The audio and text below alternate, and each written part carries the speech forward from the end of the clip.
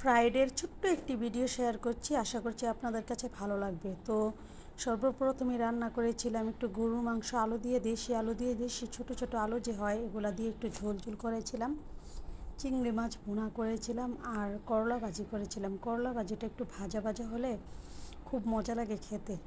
তো করলা ভাজিটা করার সময় করলা বলছিল ভাজি কর, সুন্দরভাবে কর, একটু ভাজা ভাজা কর আমাকে। তো তার জন্য সুন্দর করে ভাজা ভাজা করে নিলাম। চিংড়িটা রান্নার সময় চিংড়ি বলছে আমাকে একটু মশলা বাড়িয়ে দে, একটু ঝাল ঝাল করে ভাজি কর।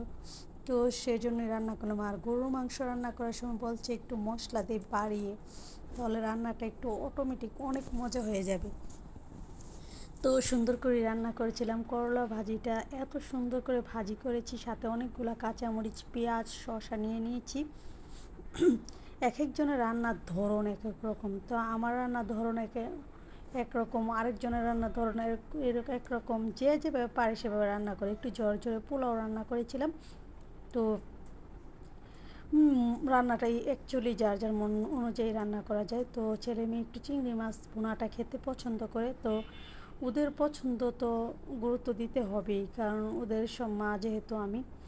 তো এক এক শুক্রবারে এক শুক্রবারে দেখা গেছে রোস্ট পোলাও করি, আরেক শুক্রবারে দেখা গিয়েছে একটু বিরিয়ানি করি, বা আরেক শুক্রবারে দেখা গিয়েছে একটু গরুর মাংস একটু মানে হেন তেন করি আর কি। এক এক দিনে কি শুক্রবারে যেহেতু ছেলে মেয়ের ফ্রাইডেতে বন্ধ থাকে স্কুল কলেজ, তো ওরা একটু আরামসে ঘরে রিল্যাক্সে বসে খায়। তো আমিও সেভাবেই রান্নাটা করি।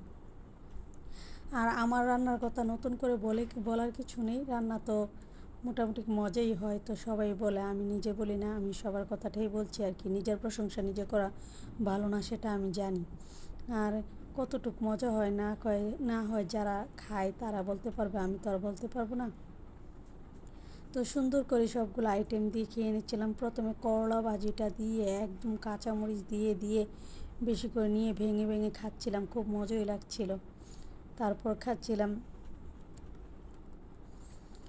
চিংড়ি মাছটা দিয়ে। চিংড়ি মাছটা দুর্দান্ত ফ্লেভারফুল হয়েছে, খেতেও মজা হয়েছে। আর একটু ঝাল ঝাল করে ভুনা করেছি, তো একটু ঝাল ঝালটা আমার ছেলে মেয়ে সবাই পছন্দ করে। গরুর মাংসটা তো একটু দেশি আলু সিদ্ধ করে সুন্দর করে কষিয়ে ভুনা করেছি। গরুর মাংস একটু ঝাল ঝাল না হলে তো ভালো লাগে না, সেটা আপনারা নিজেরাই জানেন, আর নতুন করে বলার কিছু নেই। তো খুব মজা করে খেয়ে নিচ্ছি, সাথে শসা পেঁয়াজ দিয়ে খেতে ভালোই লাগছিল। পোলাওটা অ্যাকচুয়ালি আমার তেমন একটা পছন্দ না, কিন্তু মাঝে মাঝে একটু খেতে হয় ছেলে মেয়ের। আমি ভালো ভালো কিছুটা তেমন খেতে পারি না, যেমন গরুর মাংস রোস্ট, মানে মাংস একবেলা খেলে আরেকবেলা খেতে পারি না। রোস্টটাও আমার মানে একবেলা খেলে আরেকবেলা খাই না, এমন করে খায় আর কি, ছেলে মেয়েদের দেখানোর জন্য একবেলা খাই আর কি।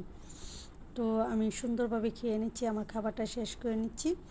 আমার ভিডিও ভালো লাগলে লাইক কমেন্ট শেয়ার দিয়ে পাশে থাকবেন, আর আমার জন্য সবাই দোয়া করবেন। তো খেতে খেতে আমি আমার খাবারটা শেষ করে নিচ্ছি, আর ভিডিওটাকেও শেষ করে নিচ্ছি। সবাই ছোট্ট একটি শেয়ার দিয়ে দেবেন, তো আপনাদের একটি শেয়ারে আমার অনেক উপকৃত হয়। তো এই তো আমার খাবার শেষ